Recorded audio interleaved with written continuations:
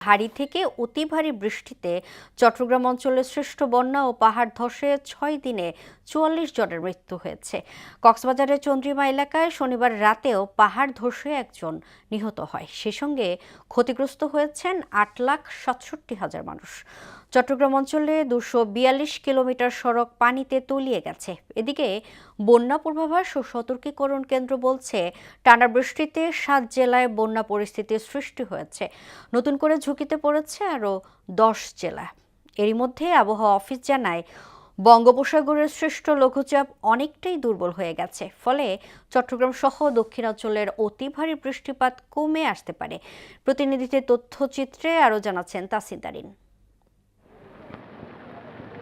ভারী থেকে অতি ভারী বৃষ্টিতে চট্টগ্রাম অঞ্চলে সৃষ্ট বন্যা ও পাহাড় ধসে ৬ দিনে ৪৩ জনের প্রাণহানি ঘটেছে। সেই সঙ্গে ক্ষতিগ্রস্ত হয়েছেন প্রায় ৮,৬৭,০০০ মানুষ। এছাড়া টানা কয়েকদিনের বৃষ্টিতে চট্টগ্রাম অঞ্চলে ২৪২ কিলোমিটার সড়ক পানিতে তলিয়ে গেছে। শনিবার রাতে চট্টগ্রাম বিভাগীয় প্রশাসনের পক্ষ থেকে এক বিজ্ঞপ্তিতে এই তথ্য জানানো হয়। কয়েকদিনে টানা বর্ষণ ও পাহাড়ি ঢলে বান্দরবানের নিম্নাঞ্চল প্লাবিত হয়েছে। প্রয়োজনীয় মালামাল নিরাপদ স্থানে সরিয়ে নিতে পারেনি অনেক পরিবার।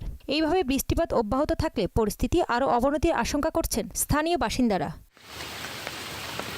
দুর্যোগ মোকাবেলায় জেলায় ২২০টি আশ্রয়কেন্দ্র প্রস্তুত রেখেছে প্রশাসন। পাহাড়ের পাদদেশ বসবাসকারীদের নিরাপদ স্থানে চলে যেতে মাইকিং করা হচ্ছে। ৩ থেকে ৪ দিন ধরে এখানে অতিবৃষ্টির কারণে জলাবদ্ধতার সৃষ্টি হয়। বান্দরবান পৌরসভার বিভিন্ন এলাকা জলাবদ্ধতায় আক্রান্ত হয়েছে।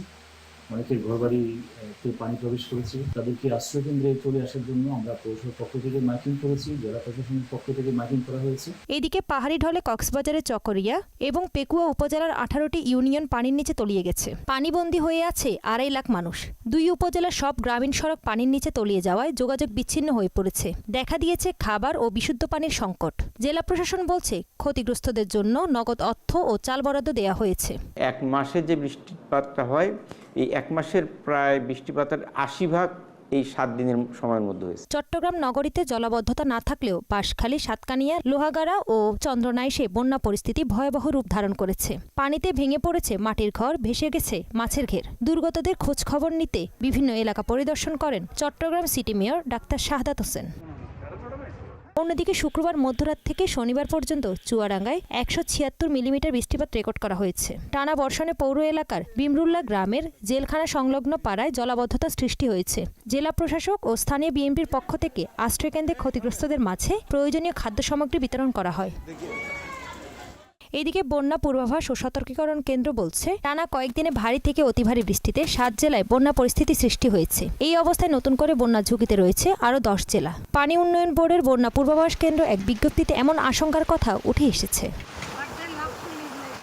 চট্টগ্রাম অঞ্চলে টানা বৃষ্টিপাত কমা নিয়ে সুখবর দিয়েছে আবহাওয়া অফিস। এক ব্রিফিংয়ে আবহাওয়া অধিদপ্তর বজলুর রশিদ বলেন, বঙ্গোপসাগরে সৃষ্ট লঘুচাপ অনেকটাই দুর্বল হয়ে গেছে। চট্টগ্রামে ১০০ মিলিমিটার কম বৃষ্টি হয়েছে। যদিও ১০০ মিলিমিটার এটা অতি ভারী বর্ষণ, এটা গ্র্যাজুয়ালি ওইদিকে বৃষ্টি কমে যাচ্ছে। আমরা আশা করি যে আগামী ২৪ থেকে ৪৮ ঘন্টার ভিতরে ওই সব জায়গাতে বৃষ্টি আরও কমে যাবে। যেটা হবে হালকা থেকে মাঝারি ওই ধরনের অতি ভারী বর্ষণ হওয়ার সম্ভাবনা নেই। তাহসিন তারিন, মোহনা সংবাদ।